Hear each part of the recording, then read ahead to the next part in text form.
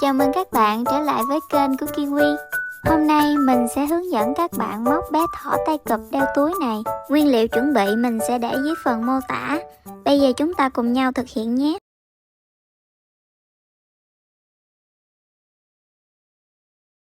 Đầu tiên, dùng len nâu và tạo một vòng tròn ma thuật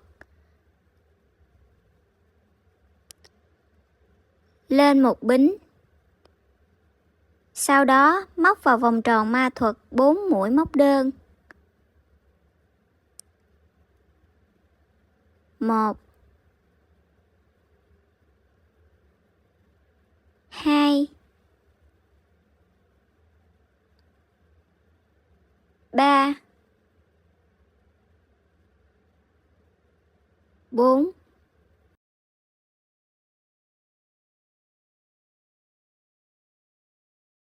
Sau khi móc đủ 4 mũi đơn, chúng ta kéo mạnh sợi len.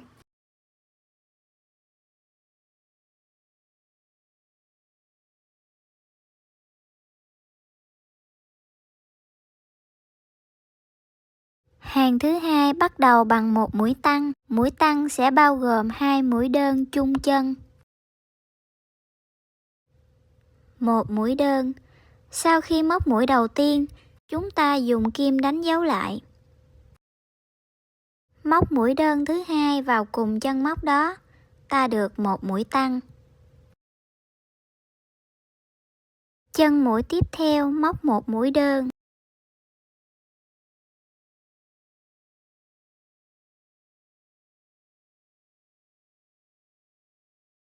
Hai chân mũi còn lại móc lần lượt một mũi tăng và một mũi đơn.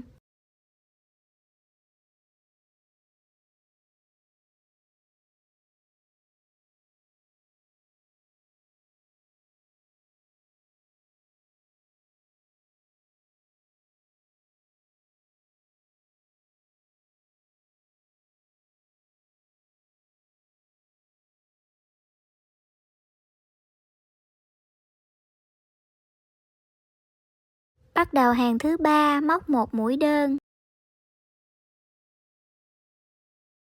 Dùng ghim đánh dấu lại. Chúng ta sẽ dùng ghim đánh dấu ở mũi đầu tiên mỗi khi bắt đầu hàng mới.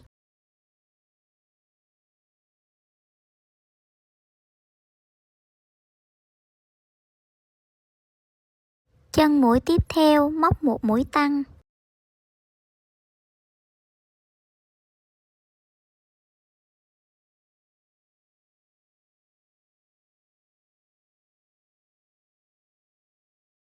Ở các chân móc tiếp theo, lần lượt chúng ta sẽ móc một mũi đơn, một mũi tăng, lặp lại cho đến cuối hàng.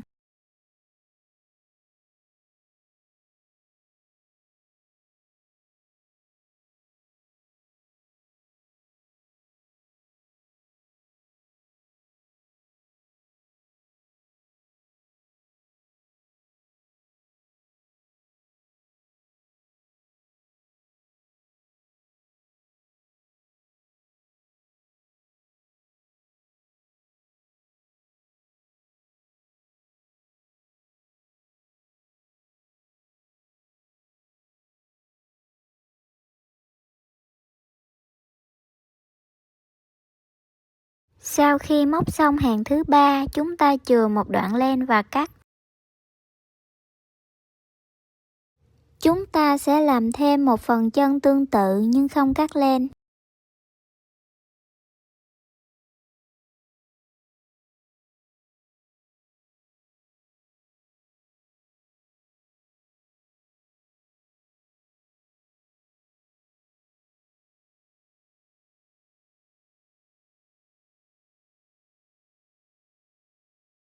Sau khi móc đủ hai phần chân, chúng ta tiến hành nối chúng lại với nhau.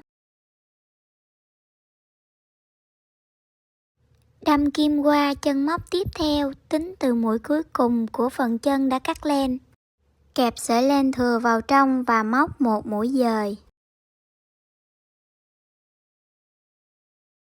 Dùng kim kéo mạnh để siết sợi len lại và lên một bính.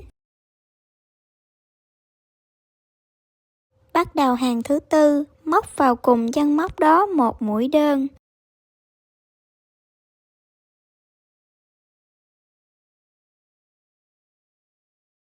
Bảy chân móc tiếp theo, ở mỗi chân chúng ta sẽ móc một mũi đơn.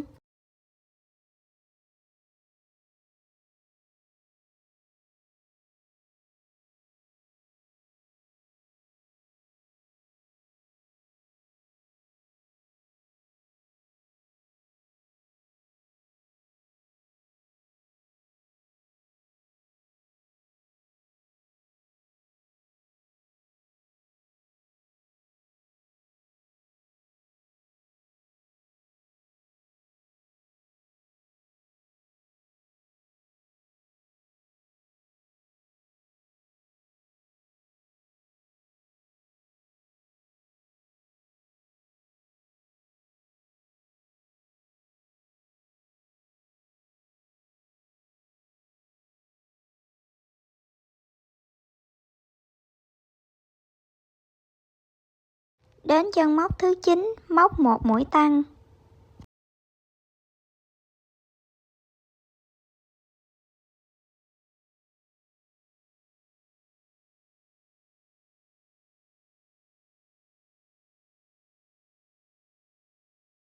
Ở chân bên kia chúng ta sẽ lặp lại, móc lần lượt 8 mũi đơn và một mũi tăng.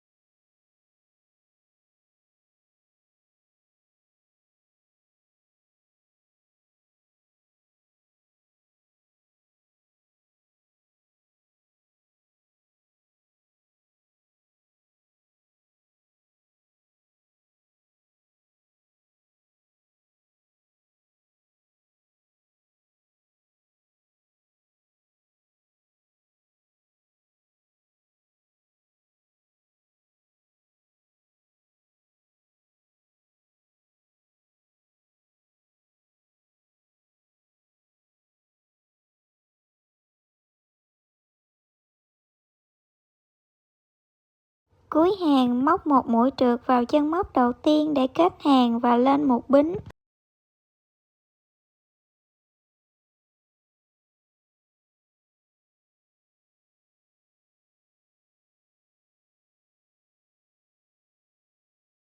Móc vào cùng chân móc đó một mũi móc đơn. Ở hai hàng 5 và 6, mỗi chân móc chúng ta sẽ móc một mũi móc đơn. Như vậy mỗi hàng sẽ bao gồm 20 mũi móc đơn.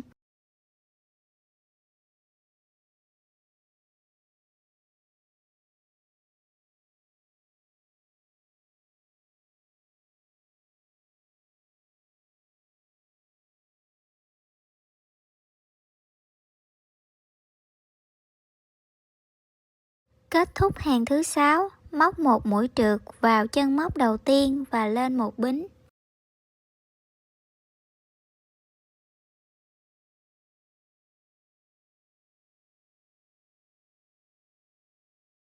Bắt đầu hàng thứ 7, móc một mũi đơn vào cùng chân móc đó. Hai chân mũi tiếp theo, mỗi chân móc một mũi đơn.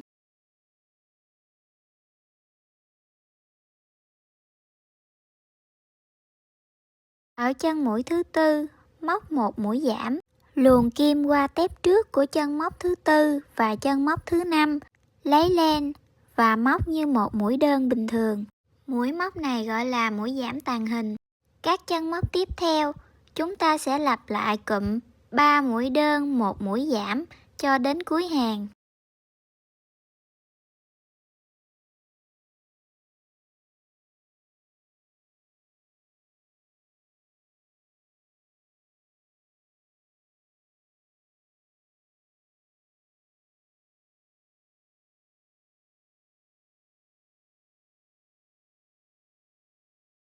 Cuối hàng, móc một mũi trượt vào tép trước của chân móc đầu tiên. Chúng ta sẽ không lên một bính. Các chân móc còn lại, mỗi chân đều móc một mũi trượt vào tép trước.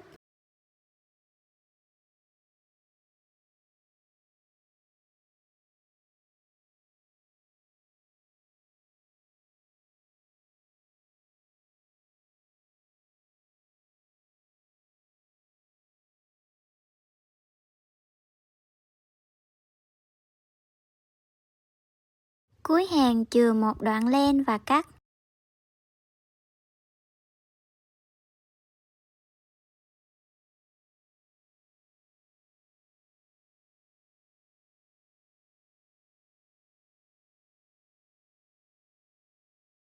Sử dụng len trắng, móc một bính.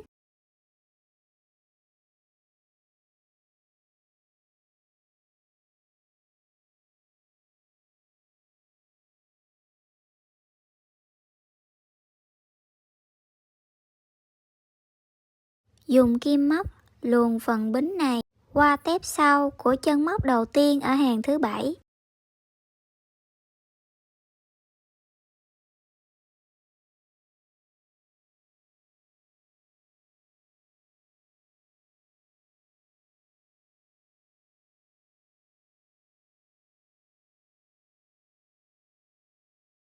Sau khi luồn qua xong, móc một bính. Tiếp tục móc vào tép này một mũi móc đơn.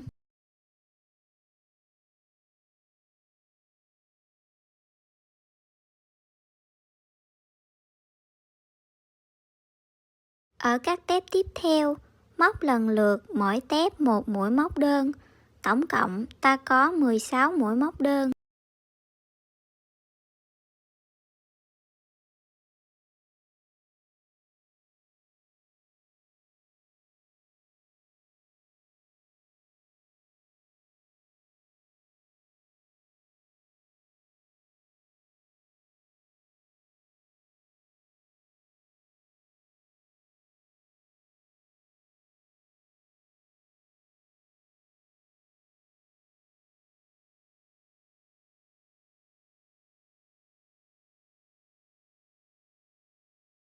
Cuối hàng móc vào chân móc đầu tiên một mũi trượt và lên một bính.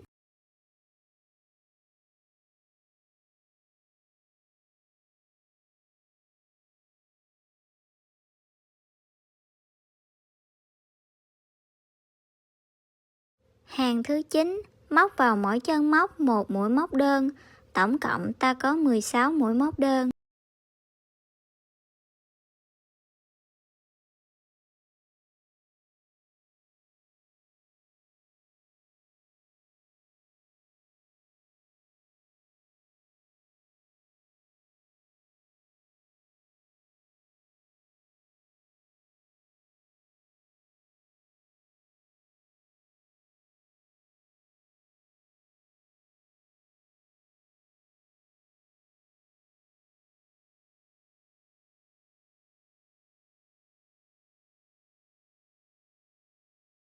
Cuối hàng móc một mũi trượt và lên một bính vào chân móc đầu tiên.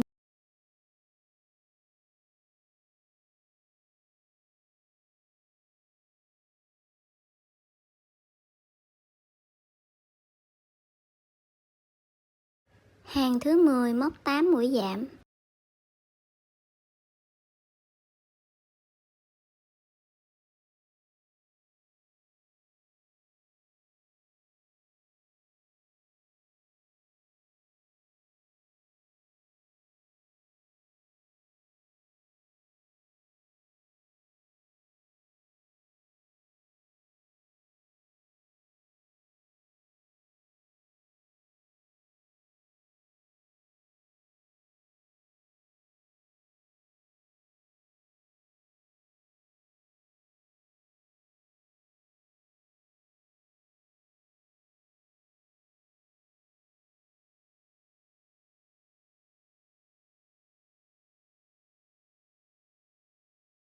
Cuối hàng chừa một đoạn len và cắt.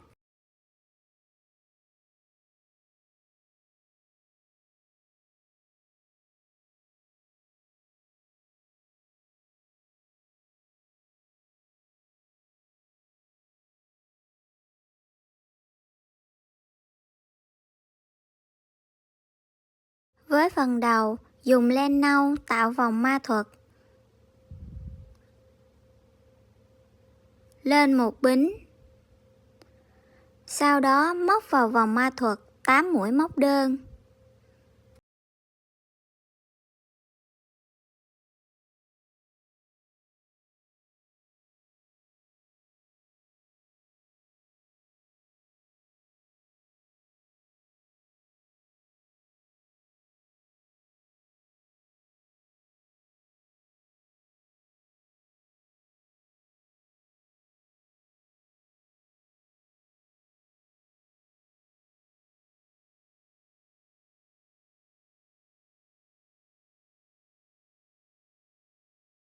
Móc xong kéo xiết sợi len thừa để đóng vòng.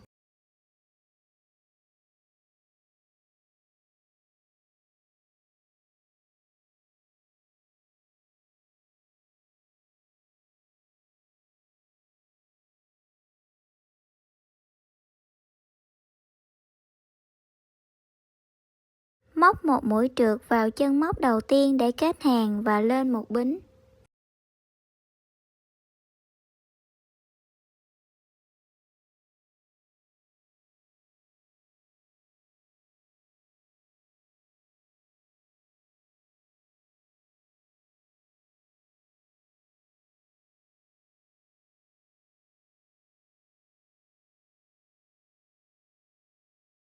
Bắt đầu hàng thứ hai, móc vào chân móc đó một mũi tăng. Các chân móc còn lại đều lần lượt móc một mũi tăng.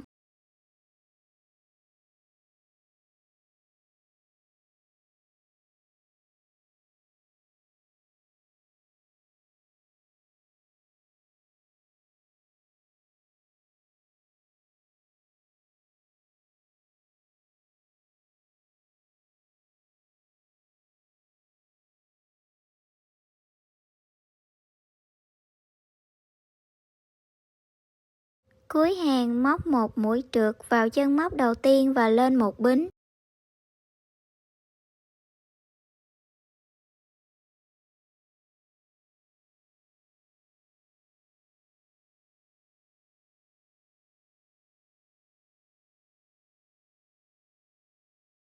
Hàng thứ ba móc vào mỗi chân móc một mũi móc đơn, tổng cộng ta có 16 mũi móc đơn.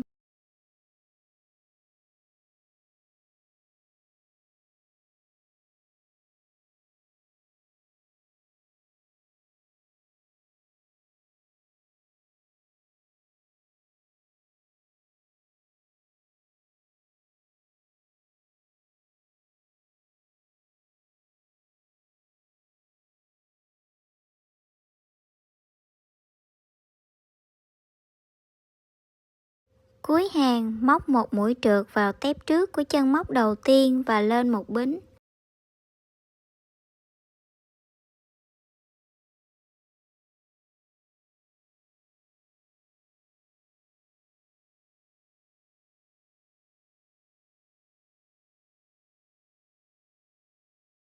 Hàng thứ tư, móc vào các tép trước của chân móc mỗi tép một mũi tăng, tổng cộng ta có 16 mũi tăng.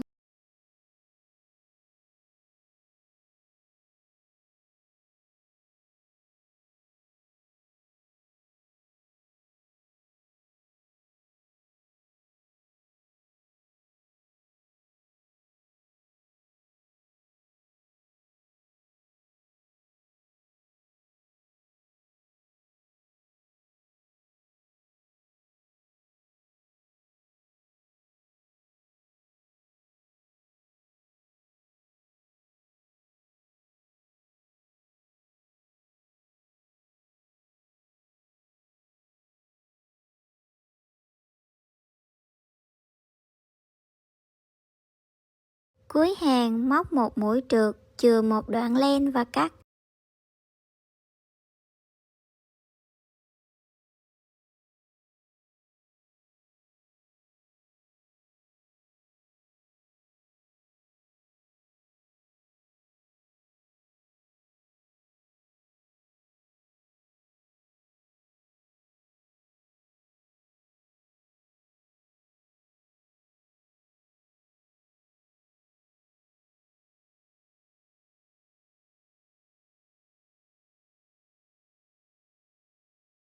Chuyển qua len trắng, móc một bính.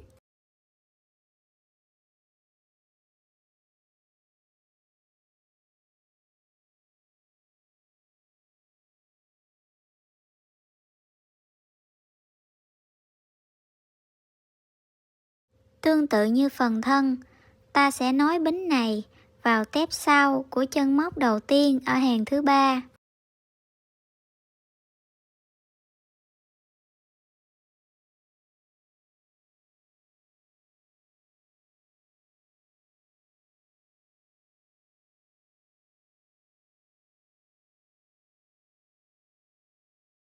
Lên một bính.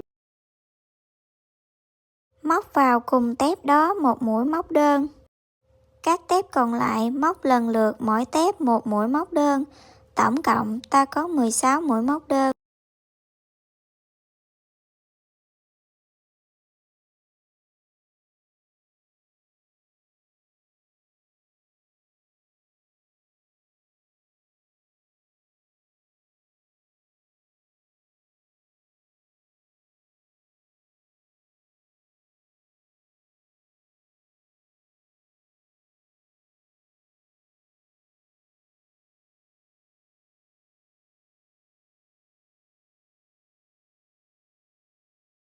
Cuối hàng, móc một mũi trượt vào chân móc đầu tiên để kết hàng và lên một bính.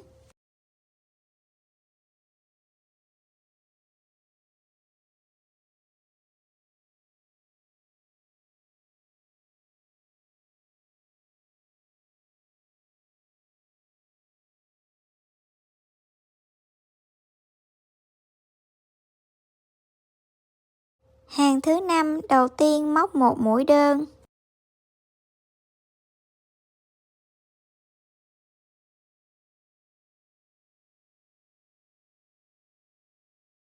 Chân móc tiếp theo móc một mũi tăng.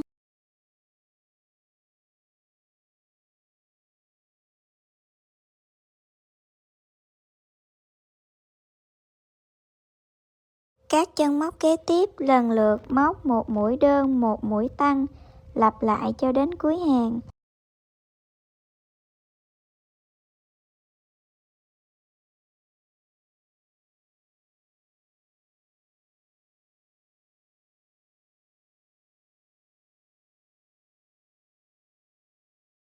Xong hàng thứ 5, móc một mũi trượt vào chân móc đầu tiên để kết hàng và lên một bính.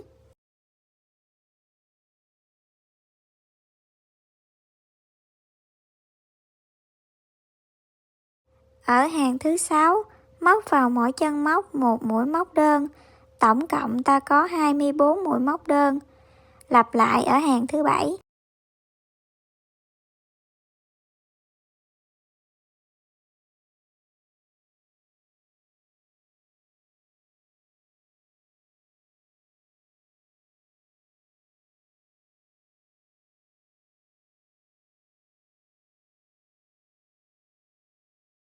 Kết thúc hàng thứ 7, móc một mũi trượt vào chân móc đầu tiên và lên một bính.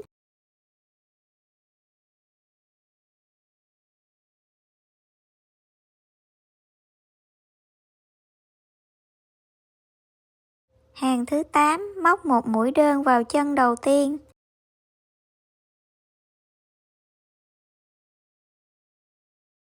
Tiếp theo, móc một mũi giảm tàng hình.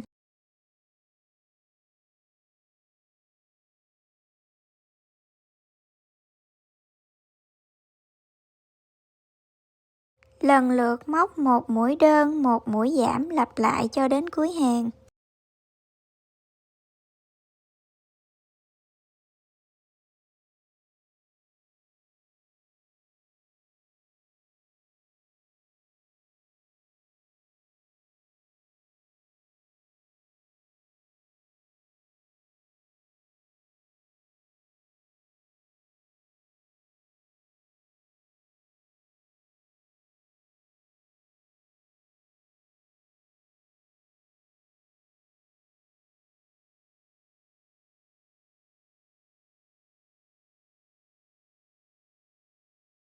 Cuối hàng, móc một mũi trượt vào chân móc đầu tiên và lên một bính.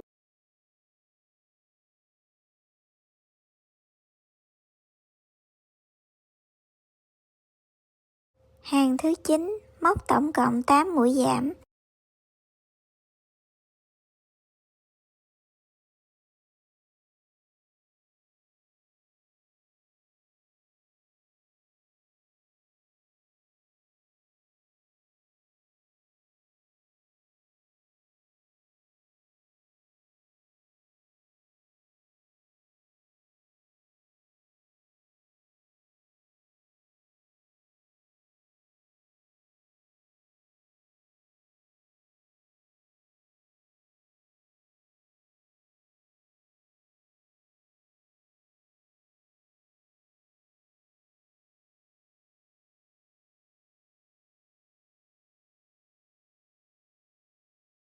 Cuối hàng móc một mũi trượt, chừa một đoạn len dài và cắt.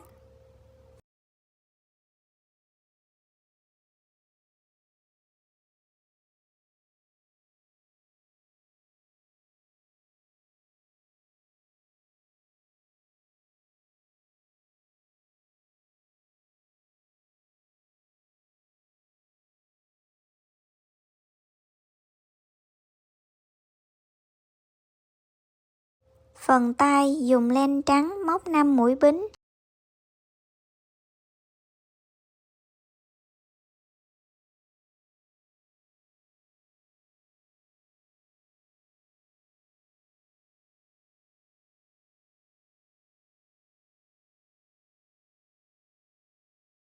Móc vào chân thứ hai, tính từ kim một mũi nửa kép.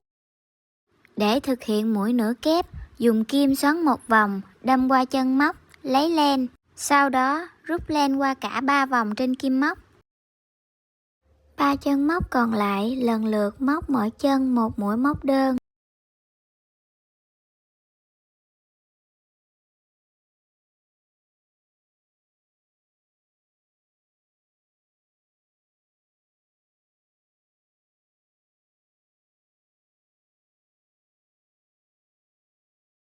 Cuối hàng chừa một đoạn len dài và cắt.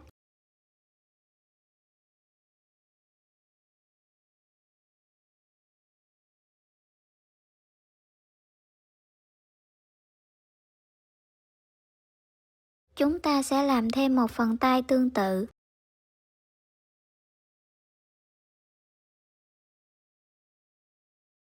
Phần lỗ tai, tiếp tục dùng len trắng, móc 6 bính.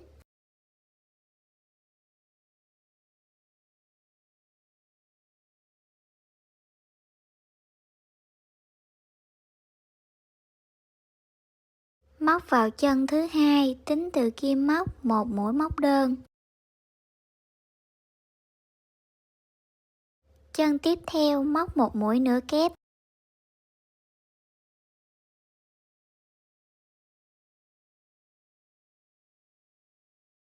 Ở hai chân móc tiếp theo, lần lượt móc mỗi chân một mũi kép đơn. Mũi kép đơn thực hiện tương tự như mũi nửa kép, tuy nhiên, sau khi kéo len qua chân móc, chúng ta lần lượt rút len qua 2 vòng trước, sau đó lấy len và rút qua 2 vòng kế tiếp. Ở chân móc kế tiếp, móc 3 mũi kép đơn chung chân.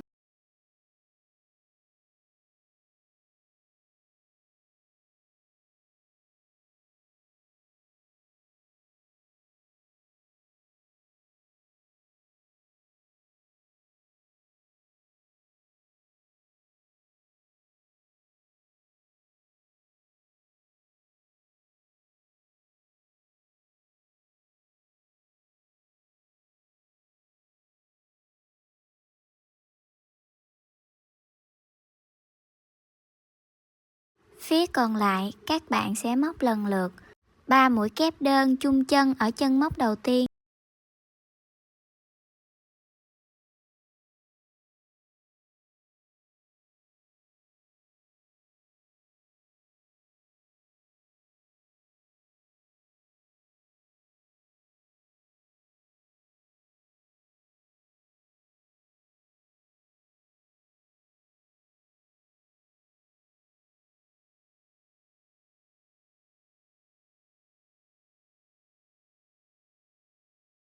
Hai chân móc tiếp theo, mỗi chân móc một mũi kép đơn.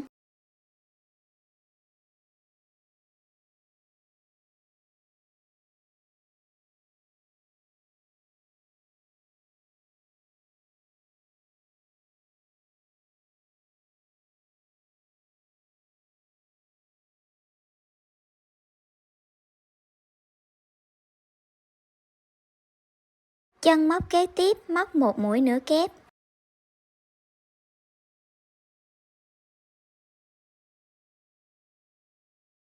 Ở chân móc cuối cùng, móc một mũi móc đơn, sau đó chừa một đoạn len dài và cắt.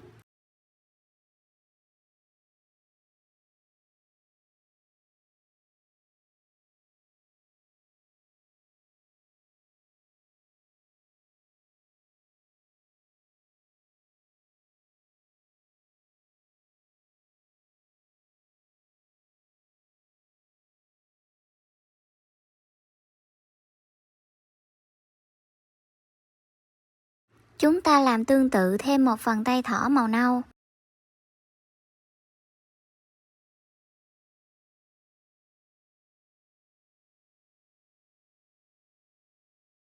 Với phần đuôi, tạo một vòng ma thuật.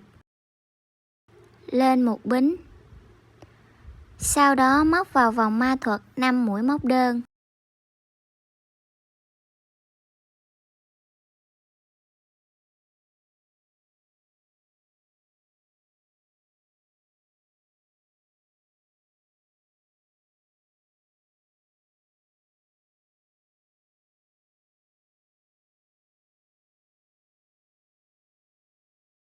Kéo sợi len thừa siết lại.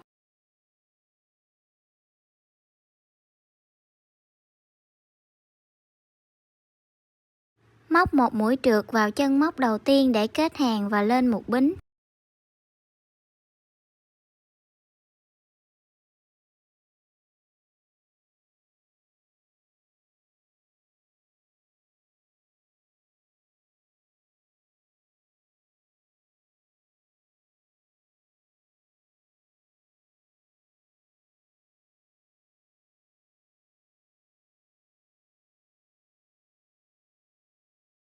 Tiếp tục móc vào chân móc đó một mũi móc đơn. 4 chân móc còn lại các bạn móc lần lượt mỗi chân một mũi móc đơn.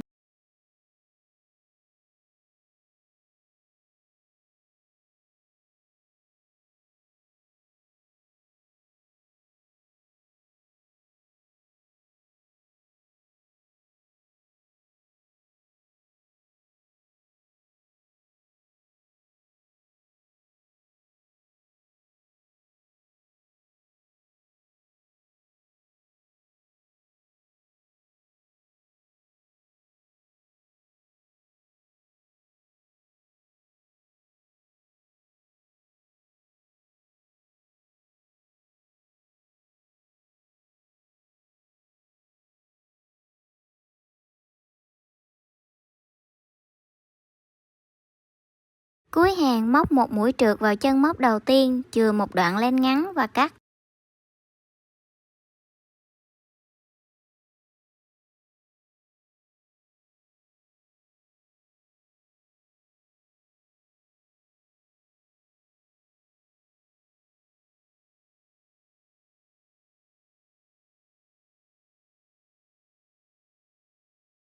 Chúng ta dùng kim móc luồn qua lỗ ở giữa để kéo sợi len thừa bên kia qua.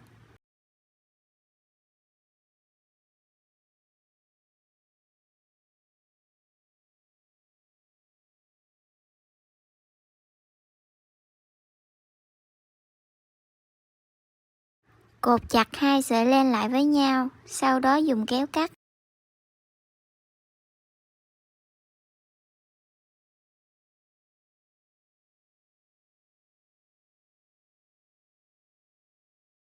Vậy là xong phần đuôi. Chúng ta sẽ làm tương tự thêm 2 phần màu trắng để làm bàn chân.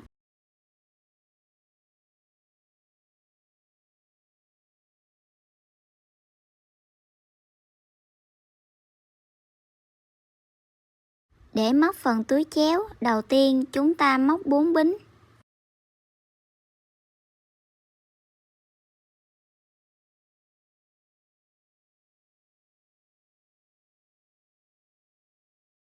Móc vào chân mũi thứ hai từ kim móc một mũi móc đơn. Tương tự hai chân mũi còn lại, mỗi chân móc một mũi móc đơn.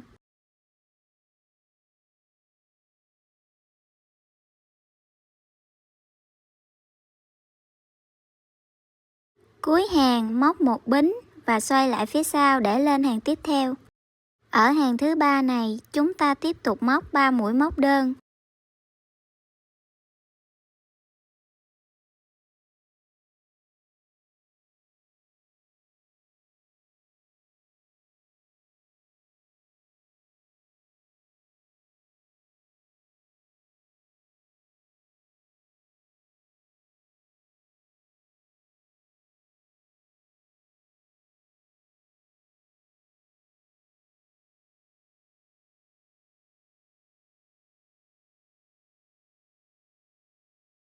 Cuối hàng lên một bính và xoay lại để móc hàng tiếp theo.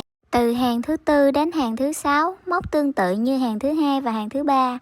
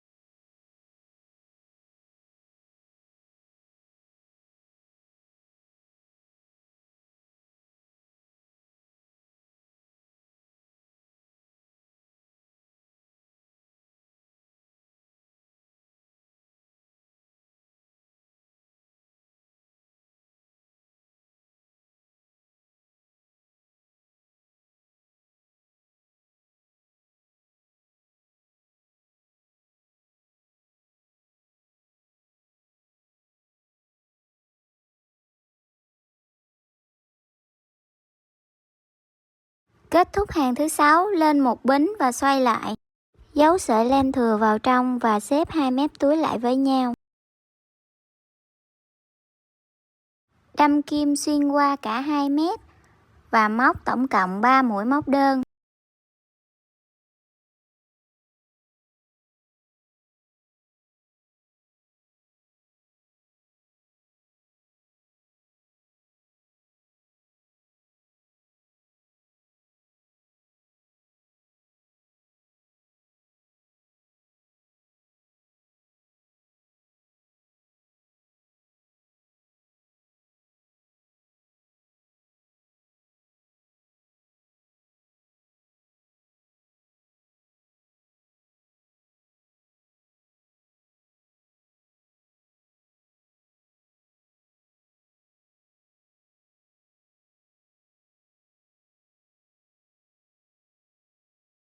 Cuối hàng, móc 21 bính.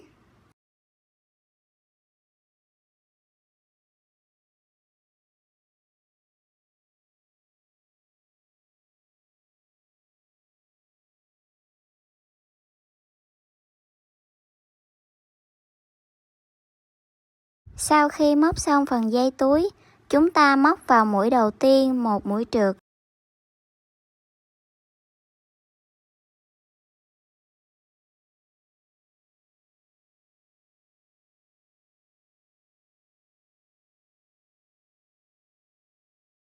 Chừa một đoạn len ngắn và cắt.